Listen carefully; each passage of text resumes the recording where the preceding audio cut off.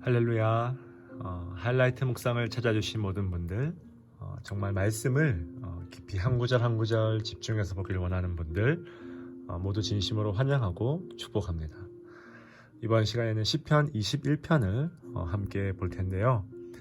이 시편 21편은 이 언어나 주제적인 측면에서 이 19편 혹은 이 20편과 연결되는 맥락 속에 있다, 그렇게 볼 수 있습니다. 시편 20편의 내용이 무엇이었습니까? 전쟁터를 향해 나아가는 그 왕을 향한 백성들의 바로 중보 기도였죠. 우리가 병거나 말을 의지하지 말고 무엇을 자랑하자? 하나님의 이름을 자랑하자. 아멘. 온 백성이 그렇게 왕을 위해서 중보 기도를 했다면 이 시편 21편은요, 이제 그 기도가 하나님의 은혜로 응답이 되었어요. 절로 막 감사가 나올 그런 상황이죠.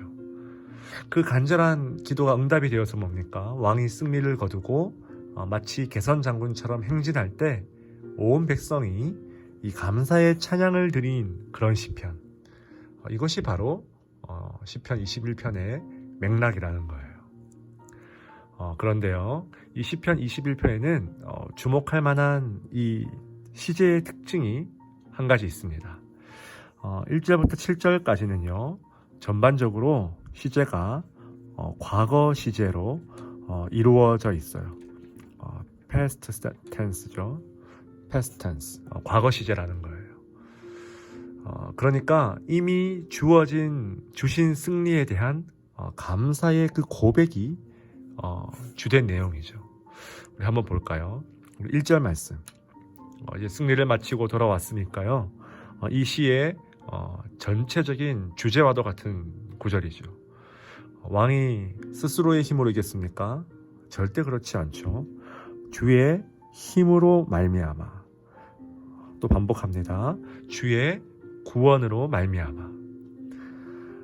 이 시는 승리의 그 원동력이 정확히 무엇인지 시인은 밝히고 있다는 거예요. 왕의 공로는요, 1%도 없습니다. 우쭐할 필요도 없고 교만할 필요도 없어요. 주님께서 이 전쟁의 주인이셨다는 거예요. 2절에 보니까 우리에게 이미 익숙한 표현이 계속 나오죠. 마음의 소원과 입술의 요구, 이것을 주님께서 들어주셨다는 거예요. 과거 시제죠. 이쯤 되면 여러분, 시편 19편 14절 말씀이 자연스럽게 기억나셔야 돼요. 내 입의 말과 마음의 묵상이 주께 연락되기를 원하나이다. 말씀으로 채워진 자의 입술이죠. 말씀으로 채워진 자의 그 마음, 왕은 지금 말씀으로 이것을 채웠기 때문에 주님께서 들어주셨다는 거예요. 지난 20편 4절에도 뭡니까? 백성들이 그렇게 기도했죠. 내 마음의 소원대로 허락하시고 내 모든 계획을 이루어 주시기를 원하노라. 지금 전부 같은 맥락 속에 있다라는 거예요.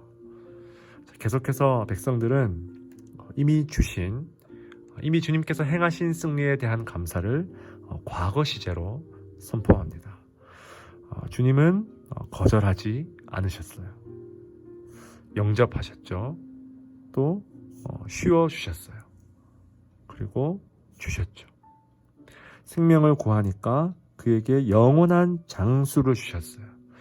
여기서 장수라는 것은 힘이 센 그런 장수가 아니고요, 오래 사는 장수를 말하죠. 영원한 장수를 주셨다는 거예요.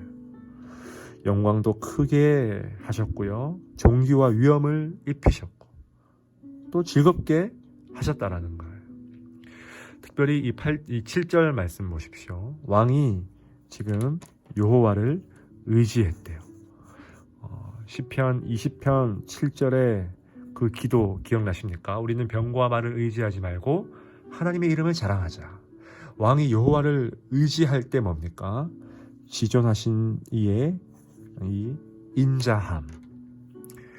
여러분, 인자함 히브리어로 뭐죠? 지금까지 제 이 강의를 쭉 들으신 분들은 뭐 바로 떠오르시겠죠. 바로 헤세드입니다.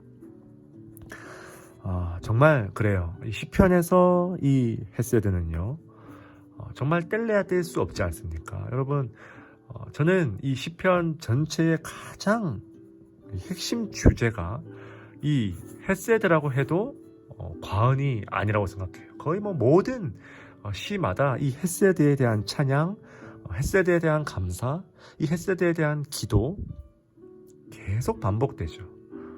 그만큼 우리 삶에 깊숙이 자리 잡은 이 헤세드로 인해서 왕이 흔들리지 않았다는 거예요. 자, 그런데 이제 이 8절부터 보시면요, 정확하게 시제가 바뀝니다. 전부 미완료, 즉 히브리어로는 미완료라 부르는데 우리가 흔히 미래 시제, future tense를 가지고 있어요. 우리가 이를 통해서 무엇을 알 수 있습니까? 이 과거에서 미래로 시제가 바뀐다. 여러분, 과거에 대한 깊은 감사는요, 미래에 대한 굉장히 강한 확신으로 이어지더라는 거예요. 믿으십니까? 왜 우리가 지난 일들을 돌아보며 자꾸 감사해야 됩니까? 과거에 대한 이 감사가 앞으로 일어날 일에 대한 이 확신으로 이어지더라는 거예요. 앞으로 일어날 일에 대한 우리가 한치 앞을 모르지만 확신을 가지기 위해서 이 감사의 그 능력, 이 감사의 선포가 너무나 필요하다는 거예요. 시제를 한번 보실까요? 찾아낼 것이다. 풀무불 같게 할 것이다. 소멸할 것이다. 멸할 것이다. 끊을 것이다. 이루지 못할 것이다. 활시위를 당길 것이다. 이걸 보시면 전부 미래 시제예요. 과거의 전쟁에서 이긴 왕이 뭡니까? 미래의 전쟁에서도 이길 것을 지금 온 백성들은 확신하는 거예요. 무엇을 통해서요? 이 감사를 통해서. 이 감사를 통해서 이런 미래에 대한 이 확신을 내다본다는 거예요. 이것을 기독론적으로 예수 그리스도를 중심으로 우리가 해석하면 어떻게 될까요?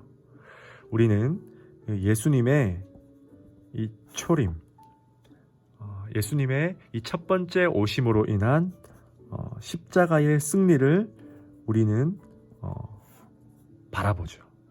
분명히 이미 일어난 과거의 일입니다. 이미 주님은 다 이루셨어요. 어디에서요? 십자가에서 우리의 구원을 향한 모든 길을 다 완성하셨음을 믿으시기 바랍니다. 그래서 우리는 이 십자가로 인한 과거에 이루어진 새 창조를 보며 늘 감사의 고백을 선언해야 돼요.